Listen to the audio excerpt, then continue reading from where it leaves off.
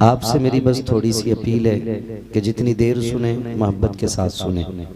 हो सकता है मेरी बातें कुछ कड़वी हों और आपको बुरी लग जाएं, उसके लिए मैं पहले ही माजरत खा हूँ। अगर अपने मफाद के लिए बोलूँ तो कतई माफ़ ना करना।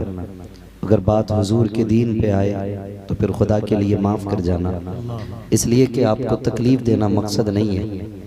बस कोशिश ये रहेगी कि कुछ वो एहसासात जो हमारे सीनों में दफन हो गए, अल्लाह उन्हें फिर से ज़िंदा करने की हमें तौफीक अता फरमाए। मैं देख रहा हूँ ताहत नज़र सरों का सैलाब है और हर उम्र का बंदा यहाँ मौजूद है। हर उम्र का बंदा, बचपन से लेके बुढ़ापे तक के लोग मेरे सामने हैं। यूँ समझें कि यहाँ जो भी आके बैठा है ना, वो ना मेरे लिए है, न कफ़ील अंबर के लिए है, ना ज़ैनुल आबिदीन साहब क़िबला के लिए है, ना साजिद भाई के लिए है। मैं समझता हूँ यहाँ जो भी आके बैठा है मदीने वाले मुस्तफ़ा के लिए बैठा है। सुभान अल्लाह। और बात मैं अक्सर कहता हूँ कफ़ील भाई कि जो मेरे लिए यहाँ आया हो वो उठ के चला जाए। क्या बात है। इसलिए कि सिर्फ मेरे लिए आने से काम नहीं चलेगा, मज़ा तो तब है जो हुजूर के लिए आया जाए। और जो हुजूर के लिए आते हैं फिर वो चेहरे नहीं देखा करते, वो उनका नाम देखा करते हैं। जिस तरह शमा जब जलती है ना तो परवाने किसी का आंगन नहीं देखा करते। वो ये नहीं देखते हैं कि ये किस धर्म के बंदे के आंगन में जली है, ये कौन है जिसने इस शमा को जलाया है। परवानों का काम है शमा के इर्द गिर्द चक्कर लगाना, आशिकों का काम है मदीने वाले की महफिल में दौड़ के चले आना। और ये बात भी अपनी जगह है, बड़ा इंतजाम अराकीन कमेटी ने किया है, बड़ी मेहनतें होती हैं। आपको मैं बता दूं, आप दूर दराज से चल करके आए, जो जहां से चल के आया अल्लाह सफ़र कबूल फरमाए और बखैर वाफियत उसे मंजिल तक वापस भी पहुंचाए। ये बात अपनी जगह, आप दूर दराज से चल करके आए हैं, लेकिन आप भी समझ लें कि जलसे की उम्र एक रात नहीं होती है। जलसे की उम्र इतनी नहीं है कि सुबह पिंडाल लगा अगले दिन सुबह उखड़ गया, 24 घंटे में जलसा मुकम्मल नहीं। जलसे की उम्र उतनी होती है जिस दिन से तारीख रखी जाती है और जब तक कमेटी वाले फारिग नहीं हो जाते हैं उस वक्त तक जलसा चलता रहता है। इसे एक रात की मेहनत समझ के आप ज़ाय न करें, इसमें नौजवानों की सालों साल की मेहनत लगी होगी, इसमें कई महीनों की मेहनत लगी होगी। हम अच्छी तरह जानते हैं, खुदा गवाह है ज़ैनुल आबिदीन भाई, हमने आज तक शुक्र है मेरे रब का कि कोई भी जलसे वाले के साथ कभी गद्दारी नहीं की, कभी धोखा नहीं किया, कभी सौदा नहीं किया कि भाई तूने 25 दिए हम 50 वाले में जा रहे हैं। नहीं, जबान दे दी तो फिर गए, इसलिए कि हम जानते हैं जलसा कितनी मुश्किल से होता है, कितनी मुश्किल से होता है। बड़ी मेहनतें लगती हैं, बड़ी हसरतें होती हैं, बड़ी आरज़ुएं होती हैं। अल्लाह इन कमेटी वालों को सलामत रखे। आप भी थोड़ा ख्याल करें, कोशिश ये करें कि हमें इसे पूरे महफिल को सही तरीके से सुनना और समझना है। और कई जगह मैं अरकान कमेटी से भी एक बात कह दूं, माफ़ कीजिएगा अगर किसी को बुरा लग जाए, तो होता है कि जब लोग अच्छा काम करते हैं तो कुछ टांग भी खींचने आते हैं, लेकिन अगर कभी भी किसी की कहीं भी अच्छे काम में टांग खींचे तो दिल थोड़ा ना करना। हमें हजरत बिलाल की कहानी याद है, जब हजरत बिलाल को मारा जा रहा था, अबू बकर सिद्दीक ने आके कहा था, सुन इतनी मारे क्यों खाता है, इतनी मारे क्यों खाता है, तू कलमा आहिस्ता पढ़ लिया करना। तो बिलाल ने कहा था, अबू बकर क्या करूं, जब तक जोर से उनका नाम ना लूं ना तो मजा ही नहीं आया करता। ये मार इतनी जो पड़ रही है ना तुम्हारे बोलने की वजह से पड़ रही है। तब हज़रत बिलाल ने कहा था, खुदा की कसम तुम क्या जानो, बिस्तर पे लेट के वो मजा नहीं आता जो हुजूर के नाम पे मार खाने का आता। तो फिर किसी ने कहा था, अबू बकर ये मारे क्यों खा रहा है, क्यों खा रहा है, तू जिनका कलमा पढ़ता है वो तुझे बचा नहीं रहे। तब भी मार खाते खाते बिलाल ने मुस्कुरा के कहा था, हमने जिंदगी गुजारी है, हमने देखा है कि जब माएँ बाजार जाती हैं हंडिया खरीदने के लिए तो उसे बजा के देखती हैं ये कच्ची है कि पक्की है। का बिलाल को उसका महबूब आजमा रहा है, मेरा बिलाल कच्चा है कि पक्का है। नारे तकबीर, नारे रिसालत, अज़मते मुस्तफा कॉन्फ्रेंस। सुभान अल्लाह। ये कच्चे पक्के के सौदे तो होते रहेंगे, कभी ठोका बजाया जाए ना तो फिर दिल थोड़ा ना करना, क्योंकि वही रब है जिसने यूसुफ को कैद में डाला, वही रब है जिसने कुएं में डाला, वही रब है जिसने निकाल के कैद से भी निकाल के फिर तख्त शाही अता किया है। तो अगर दुख आए तो दिल थोड़ा नहीं करना है, मुसीबतों की हवा चले तो समझ लेना रब की बारगाह में रुतबे बुलंद होने वाले हैं। रुतबे बुलंद होने वाले हैं। फरमाया गया अल्लाह उन्हीं को आजमाइशों में मुब्तला करता है जिन्हें अपने करीब करना चाहता है। हाँ, अल्लामा शरफुद्दीन साहब आपको और आपकी पूरी टीम को और आपके जितने चाहने वाले हैं अल्लाह सबको सलामत रखे, सबको सलामत रखे। दुखों के बाद सुखों का सवेरा भी होता है, दुखों के बाद सुखों का सवेरा भी होता है। मुश्किल दौर गुजर जाते हैं, कितना भी मुश्किल दौर आ जाए नबी के बिलाल से ज्यादा मुश्किल नहीं आ सकता है, नहीं आ सकता है। लेकिन नौजवानों आपसे मेरी इतनी गुजारिश है, दौर कितना भी मुश्किल आ जाए हमें हुजूर का दामन नहीं छोड़ना है, हमें हुजूर का दामन नहीं छोड़ना है। दौर कितना भी मुश्किल आ जाए हमें हुजूर का दामन नहीं छोड़ना है। याद रखिएगा हमारा आज भी सहारा हुजूर है, हमारा कल भी सहारा हुजूर है। और हम तो ये बात अक्सर कहते हैं, मरने की तरफ देख न जीने की तरफ देख, जब चोट लगे दिल को मदीने की तरफ देख, जब चोट लगे दिल को मदीने की तरफ देख। बड़ा गहरा ताल्लुक है हमारा हुजूर से, हमें यही समझने की जरूरत है हमारा रिश्ता हुजूर से क्या है, हमारा रिश्ता हुजूर से क्या है। तफसील में नहीं जाऊंगा, मोटी मोटी बात समझा दूं। हजरत मूसा तूर पे गए, सिर्फ झलक देखी थी, नूर नहीं नूर की तजल्ली देखी थी, बेहोश हो गए थे। सलाम करो उस महबूब को जो सुम्मा दना फतदल्ला फकान क़ाब क़ौसैनी औ अदना, जो इन मंजिलों में पहुंचा और रब को माथे की निगाहों से देखा, बेहोश नहीं हुआ। लेकिन जानते हो वहां भी मामला क्या था, महबूब बहुत रोया है। आज मांग क्या मांगता है, चाहते हुकूमत मांग लेते, चाहते तो बच्चों के लिए ऐश मांगते, चाहते तो कहते मालिक करबला से औलाद बचा दे। मगर जानते हो क्या कहा, या अल्लाह बता तूने वादा किया था सौदा तन्हाई में होना है, मेरे मालिक मेरी गुनाहगार उम्मत का क्या बनेगा। मैं बता रहा हूं हुजूर से उम्मत का रिश्ता क्या है। मालिक बता, जब मेरे कयाम लंबे हुए तूने कहा महबूब कयाम छोटे कर ले, जिब्रील को तूने भेजा, जिब्रील ने कहा महबूब लंबे कयाम की वजह क्या, तो मैंने कहा था जिब्रील जब मैं लेटता हूं तो मुझे उम्मत का पुलसराज से गुजरना याद आता है, बस उम्मत की फिक्र सोने नहीं देती। फिर तूने कहा था ना जिब्रील से महबूब से कह दे आंसू साफ कर ले, उम्मत का मामला है ना तो सौदा तन्हाई में हो जाएगा। कहने वाला तू होगा, सुनने वाला मैं होगा। मालिक बता फिर उम्मत का क्या बनेगा। रब ने फरमाया कुछ और भी मांग, कहा मालिक उम्मत का क्या बनेगा। फिर कहता है रब महबूब और भी कुछ मांग ले, जरा सोच तो सही। दूर पे मूसा जा रहे हैं तो नूर की तजल्ली देख के बेहोश हो जा रहे हैं। महबूब तेरी अजमतों को सलाम, तेरी रिफतों को सलाम, उम्मत से मोहब्बत को सलाम। वहां जाकर भी अगर याद आया है तो उम्मत का दर्द याद आया है, अगर ख्याल है तो उम्मत का। मालिक बता उम्मत का क्या बनेगा। रब ने फैसला कर दिया महबूब जा, हम वादा करते हैं जो तेरा हो जाएगा वो मेरा हो जाएगा। नारे तकबीर, नारे रिसालत, अज़मते मुस्तफा, उम्मते मुस्तफा, मसलके आला हजरत, उलमाए अहले सुन्नत। ये रिश्ते हैं हमारे हुजूर से, ये रिश्ते हैं। कोई नहीं रोया अपनी उम्मत के लिए इतना जितना मेरा नबी रोया है। अगर बात तफसील से करने का वक्त होता मैं बताता।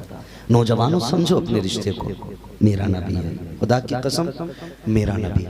आका करीम ने ऐलान फरमाया लोगों जिस छत की चार दीवारी ना हो कभी उस छत पे सोना नहीं। कौन करता है इतनी फिक्र। हुजूर कह रहे हैं लोगों जिस छत की चार दीवारी ना हो ना उस पे सोना नहीं। हुजूर क्यों।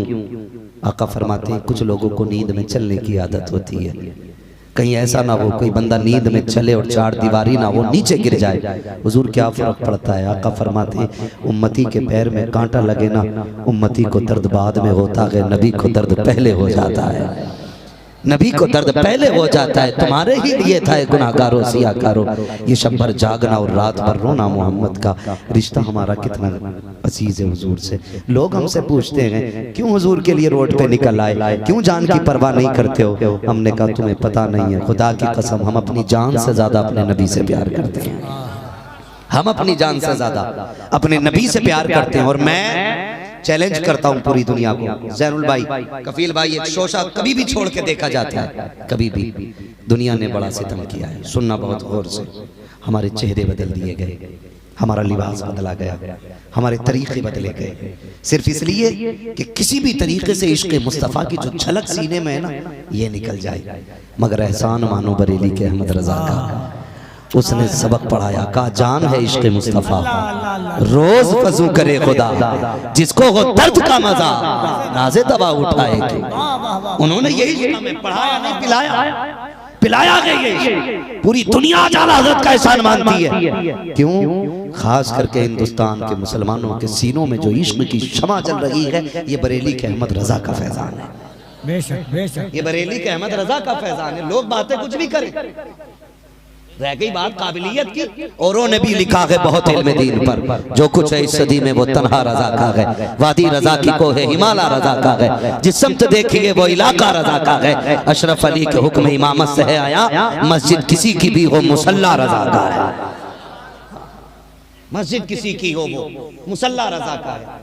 तो समझे जरा, ये इश्क हमें इमाम अहमद रजा ने हमारे सीनों में पैवस्त किया। बड़ा गहरा रिश्ता हमारा हुजूर से। आका फरमाते हैं कि ऐसी छत पे न सोना जिसकी चार दीवारी ना हो।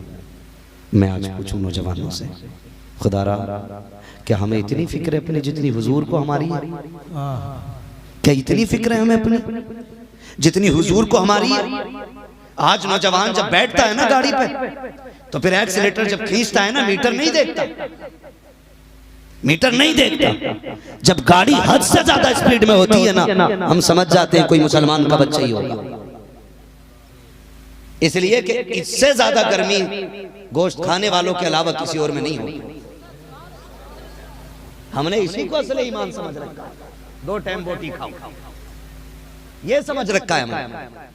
जब चलते हैं ना तो फिर नीचे मुड़ के नहीं देखते। अगर कोई शरीफ ज़्यादा, कोई बुजुर्ग आदमी हाथ दे के रोक के कहे बेटे जरा संभल के तो चल, कहता तुम्हारा क्या जाएगा, टूटेगी मेरी टूटेगी, फूटेगी मेरी फूटेगी। मैं तुम्हारे आगे हाथ जोड़ के कहता हूँ खुदा का वास्ता, तुम ये कह देते हो आगे पीछे रोने वाला कोई नहीं है, अभी तो सिंगल हूँ तुझे पता नहीं है, तू किस एतबार से सिंगल कह रहा है, अभी शादी नहीं हुई है इसलिए सिंगल कह रहा है, अभी बच्चे नहीं है तेरे इसलिए सिंगल कह रहा है। खुदा की कसम खा के कहता हूँ तेरी टांग टूटने का दर्द शायद तेरी बीवी को इतना ना हो जितना तेरी माँ को दर्द होगा, तेरे सर फूटने का दर्द शायद तेरी बीवी को इतना ना हो जितने तेरे बाप को दर्द होगा। तुझे क्या लगता है थोड़ी सी टूटेगी लेट जाएगा? सोच तो सकी, अगर कोई घर में पौधा लगाता है, एक दरख्त को पालने के लिए सुबह शाम पानी डाला करता है, अगर बकरी पत्ते खा जाए इंसान बकरियां घर से निकाल देता है, एक दरख्त को लगाया जाता है, ये जरूरी नहीं है कि उस पर फल आते हो, ये जरूरी नहीं है कि उस पर नेमतें उतरती हो। वो कहा था किसी ने पेड़ उम्मीद का ये सोच के काटा ना गया, फल ना पाएंगे इस पे तो हवा ही देगा। हमने तो यहाँ तक देखा है एक पर पेड़ को पालने के लिए 6 साल लग जाया करते हैं, फिर पेड़ लगाने वाला उसके नीचे जब बैठ करके ठंडी सांसें लेता है, खुदा की कसम एसी के अंदर बैठ के इंसान को वो सुकून नहीं मिलता है जो अपने मेहनत के पेड़ के नीचे बैठ के बंदे को सुकून मिलता है। अब मैं पूछना चाहता हूँ, अगर पेड़ उम्मीदों से लगाया गया है, 1000 हजरतें पेड़ों के साथ थी, तो सोच तो सही तेरी परवरिश में तो पेड़ से ज्यादा मेहनत लगी है, तेरी जवानी में तो 15 साल नहीं 18 साल लग गए हैं। एक खेती करने वाला 6 माह में आने वाली फसल से 1000 उम्मीदें लगाता है, तो तेरी माँ को तुझसे कितनी उम्मीदें होंगी, तेरे बाप को कितनी उम्मीदें होंगी? तू ये कैसे कह सकता है आगे पीछे रोने वाला कोई नहीं है? खुदा का वास्ता उनको तकलीफ दे करके उनकी जिंदगी को मुश्किल ना करो। अगर दुनिया और आखिरत में भलाई चाहते हो तो काम वो करो जिससे बाबा भी राजी हो और घर में रहने वाली माँ भी राजी हो।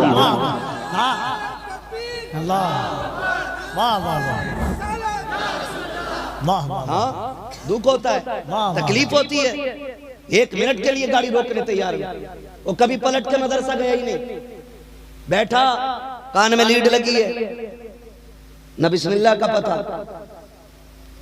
ना अल्लाह का नाम लिया, 4 कदम चले गाड़ी टकराई टूट गई, तो फिर अल्लाह ही अल्लाह कर रहा है, फिर अल्लाह ही अल्लाह कर रहा है जब टूट गई तो। भाई हमारे दीन ने क्या नहीं दिया? डॉक्टर इकबाल ने कहा था तेरे दामन में है किस लालो जवाहर की कमी, तू किसी और के दामन की तरफ क्यों देखे, तू किसी और के दामन की तरफ क्यों देखे? दुनिया कहती दुनिया ने तरक्की की है, हमने कहा क्या? कहा पहले कोई एयरबैग गाड़ी में नहीं था, फिर 2 हुए, आज 4 हो गए, कहा 6 हो गए। मैं कहता हूं पगले जिंदगियां एयरबैग से नहीं बचती, खुदा की रहमत से बचा करती है। किस चीज से बचती है? जोर से, खुदा की रहमत से। तो हमने अपने रब की रहमत को आवाज दी, दुआ है। गाड़ी पे सवार हो तो दुआ पढ़ो है, लेकिन नहीं, हमें तो कलमे भी ढंग से याद नहीं। माफ कीजिएगा, कभी तीजा हो ना मस्जिद में तो देखो चने मिला रहे किसने कितने पढ़ लिए। जो कभी मदरसा ना गया ना वो उसके आगे इतना बड़ा ढेर है। जो इमाम साहब हैं उन्होंने इतने ही पढ़े हैं। क्यों जानते? हमें आता ही नहीं कलमा। ये कड़वी कड़वी सच्चाई है, गलत नहीं कह रहा हूं। आप जितने चाहो नारे लगा लो, जितने चाहो चल लो। कसम खा के कहता हूं, अगर खड़ा करके पूछ लो ना 90% तो सही से बिस्मिल्लाह याद नहीं होगी। ये हमारी कंडीशन है। डॉक्टर इकबाल की वो बात याद करो, यूं तो सैयद भी हो, मिर्जा भी हो, अफगान भी हो, तुम सभी कुछ हो, बताओ कि मुसलमान भी हो। क्या तल्ख हकीकत है। हम मुसलमान हैं। कौन है आप? जोर से बोलो, फख्र से कहो, हम मुसलमान है। ये शुक्र है रब का, उसने मुसलमान बनाया है। लेकिन तुम्हें क्या नहीं दिया गया? तुम्हें तो सब कुछ दिया गया था। तुमने एयरबैग पे भरोसा। अभी कुछ दिन पहले नैनीताल कुछ लोग घूमने गए है ना, बड़ी कीमती गाड़ी से गए और उसमें कई एयरबैग, ठीक है, फिसली गिरी, सब खत्म। 4 नौजवान खत्म हुए उसमें, 4 नौजवान। मैं पूछना चाहता हूँ एयरबैग किधर गया? जो तुमने उसमें दिमाग लगाया था ना, अब कोई जरूरत नहीं। अब तो एयरबैग सिर्फ अल्लाह की जात है। अगर जिंदगी दे तो मछली के पेट में भी बचा लेता है। क्या बात। और अगर मारने पे आए तो 7 तालों में भी बंदा नहीं बच सकता है। लेकिन हमारे रिश्ते अल्लाह से होने चाहिए, रिश्ते अल्लाह से मजबूत होने चाहिए। रिश्ते मजबूत रहे ही नहीं, ये कड़वी सच्चाई है। टांग टूटी तो खुदा याद आया। हुजूर ने तुम्हें क्या नहीं दिया? घर से निकलो तो दुआ पढ़ के निकलो। लेकिन आज बच्चे घर से निकले तो बच्चा कह रहा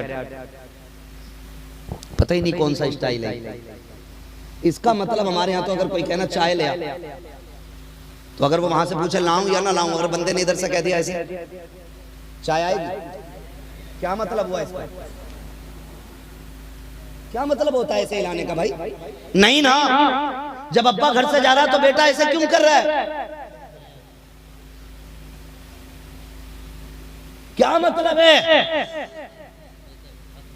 ओ भाई क्यों उठाई हाथ ही बताओ कि तेरी जरूरत नहीं है हवेली को? पलट के मत आना, ये मतलब हुआ ना? या कोई इसका मतलब कुछ और हो तो मुझे बताओ। हमारे यहाँ तो सिर्फ यही कहा जाता, इसका मतलब ना है, नो, यही है ना? तो जब आप घर से निकले, माँ ने बच्चे को गोद में लिया, का देख पापा जा रहे हैं, बेटे बाय बाय करते। पापा आया, बेटे ने यूं हाथ उठा दिया। अल्लाह ना करे कोई कफन में लिपट के घर जाए, बड़ी मुश्किल जिंदगी होती है यार जब बंदे घर से निकलते हैं। कितनों की हसरतें लेके निकलते हैं, कितनों की आरज़ू लेके निकलते हैं। मैं हूँ, कफील हूँ, या हमारे ज़ैनुल आबिदीन साजिद, कोई भी हो, 4 बच्चों के लिए 4 रोटी कमाने हर बंदा घर से निकलता है। खुदा ना करे अगर वही बाप कफन में लिपट के आता है, खुदा की कसम एक का जनाजा नहीं, कितनों की हसरतों का जनाजा निकलता है, कितनों की खुशियां टूट जाया करती हैं। हम क्या समझ सकते हैं? हमें तो नशे ने इतना धुत कर दिया है, हम तो बाजू वाले को नहीं देख सकते हैं। खुदारा अल्लाह से दुआएं मांगा करो, घर से निकला करो तो अपने बच्चों से टाटा ना कराया करो। अपने बच्चों से कहा करो, बेटा कह दो फी अमानिल्लाह। बाप जा रहा है, अपने बाप से कहते जा, मैंने तुझे खुदा के अमान में दिया है। खुदा की कसम खा के कहता हूँ, अगर इन जुमलों के साथ तुम घर से जुदा हो गए, मौत भी उस वक्त तक जुदा नहीं कर सकती जब तक पलट के तुम घर पे वापस नहीं आ गए। नारे तकबीर, नारे रिसालत, इस्लाहे मुआशरा, खलीफे हुजूर अवैसे मिल्लत, अज़मते मुस्तफ़ा कॉन्फ्रेंस। वाह वाह, मुझसे फ्री की जन्नत की उम्मीद न रखना। मुफ्ती साहब वाह वाह वाह वाह वाह। जन्नत मेरे बाप की नहीं है, जन्नत रसूल पाक की है। जन्नत उसे मिलेगी जिसे मुस्तफ़ा चाहेंगे, और मुस्तफ़ा उसे चाहेंगे जो उनसे प्यार करे। प्यार करे यार, गुनाहगार हैं, सियाकार हैं, पूरी जिंदगी नाफरमानी में गुजर गई, लेकिन शुक्र है हुजूर का नाम तो लेते हैं ना, है ना? आला हज़रत ने क्या कहा, दिल अबस खौफ से पत्ता सा उड़ा जाता है, पल्ला हल्का की सगी भारी है भरोसा तेरा है। अपने महबूब की उम्मत में बनाया मुझको, शुक्र किस तरह करूं मालिको मौला तेरा। है ना? तो जब निकलते हैं ना तो कहते बेटे बाय बाय कर दो ना। सुने, अल्लाह के नाम में कितनी बरकत है। रिश्ते मजबूत करो, अल्लाह से रिश्ते मजबूत करो। हजरत उमर फारूक आजम का दौरे खिलाफत है। हजरत उमर फारूक आजम का दौरे खिलाफत है। बाप बेटे हजरत उमर फारूक आजम से मिलने के लिए आए। हजरत उमर फारूक आजम ने जब मुंह उठा के देखा ना तो बाप बेटे की शक्ल सेम सेम थी, मिलती जुलती। कभी हजरत उमर बाप को देख रहे, कभी बेटे को देख रहे। उसने कहा अमीरुल मोमिनीन क्या देख रहे? कहा मुझे हैरत हो रही है, आपके चेहरे इतने मिलते जुलते। तो उन्होंने कहा उमर इससे भी ताज्जुब की बात ना बता दूं? कहा क्या? कहते हैं सुने, कहानी बड़ी दिलावेज है। तवज्जो है ना सारे लोगों की? सो तो नहीं रहे ना? मुश्किल होता है एक अच्छे नाटका के बाद अपनी बात दूसरे के दिमाग में उतारना, ठीक है ना? एक जहन बना रहता है। तो मैं तो चूंकि वैसे भी कड़वी बातें करता हूँ, अल्लाह करे ये जहन कबूल कर ले। तो हजरत उमर फारूक आजम ने कहा क्या बात है? उसने कहा सुने हजरत, मैं एक ताजिर आदमी, मैं तिजारत के लिए परदेश जाने लगा। मेरी बीवी उम्मीद से थी और आज की तरह उस वक्त में गाड़ियों की, फ्लाइट की या किसी सवारी की फैसिलिटी नहीं थी। ऊँटों पे सफर होते थे या फिर पैदल सफर होते थे, घोड़े होते थे, ये चीजें आमतौर के इस्तेमाल में होती। कहा हुजूर मैं जाने लगा। जब मैं जाने लगा बीवी उम्मीद से थी। मेरी बीवी दरवाजे तक मुझे छोड़ने आई और दरवाजे तक आते आते उसने कहा मेरे सरताज जा तो रहे हो, ये जो अमानत पल रही है इसे किसके सहारे छोड़ रहे हो? इसे किसके सहारे छोड़ रहे हो? हज़रत उमर सुन रहे हैं और वो कहते हैं हुजूर मेरी जबान से जुमला निकला, मैंने इस बच्चे को अल्लाह के हवाले कर दिया है। किसके हवाले? अल्लाह के। सारे अपने रब का नाम ले लो, पता नहीं हमने कब से ना पुकारा हो। किसके हवाले? किसके हवाले? अल्लाह के हवाले, अल्लाह के हवाले। कहते हैं बीवी ने इतना कहा मैं चला गया। कहती मुझे कुछ वक्त लगा, मैं पलट के आ रहा था तो अब फोन का दौर तो नहीं था, मेरे जहन में ख्याल था, मैं सोच रहा था कि घर जाऊंगा, बेटी होगी तो ये नाम दूंगा, बेटा होगा तो ये नाम दूंगा। हजरत जी मैं बहुत सोचते हुए आया।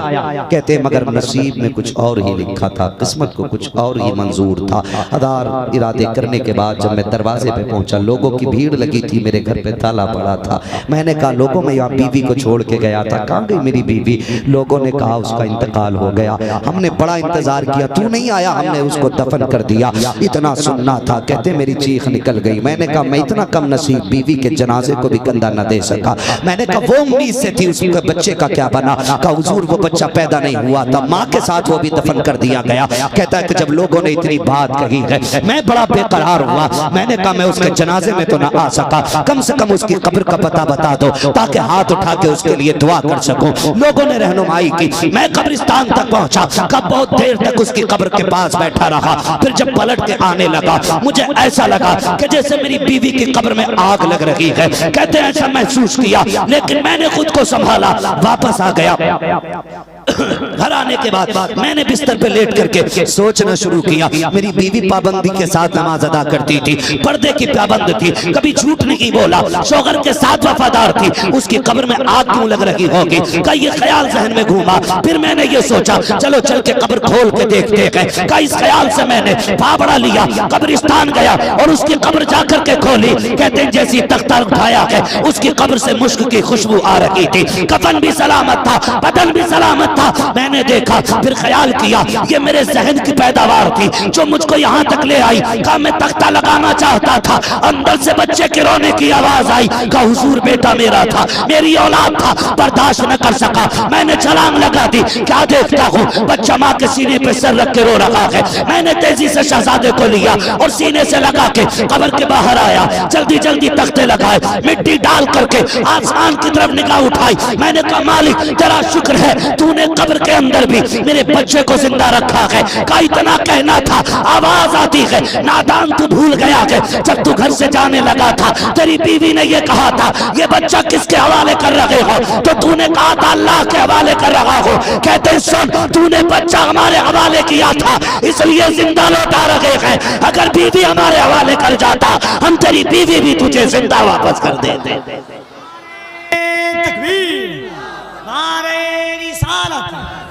अज़मते मुस्तफ़ा कॉन्फ्रेंस सरज़मीन इब्राहिमपुर, उलमाए अहले सुन्नत हज़रत अल्लामा मुफ्ती हम्माद रज़ा साहब क़िबला सुभान अल्लाह। इसलिए नौजवानों, घर से निकलो तो अल्लाह का नाम लेके निकलो। वाह वाह वाह वाह। रब के नाम में वो ताकत है कि दुनिया में किसी चीज में इतनी ताकत है। बेशक। नाम लेके निकला करो अपने रब का। हम अपने ताल्लुक, अपने रिश्ते तालीम से मजबूत करें। पढ़ें, हम पढ़ें। अब तो आंखें खुल जानी चाहिए। ठोकर खा के भी बंदा ना संभले तो फिर वो नादान नहीं, बेवकूफ होता है। पढ़ो, आप तालीम हासिल करो। हमारा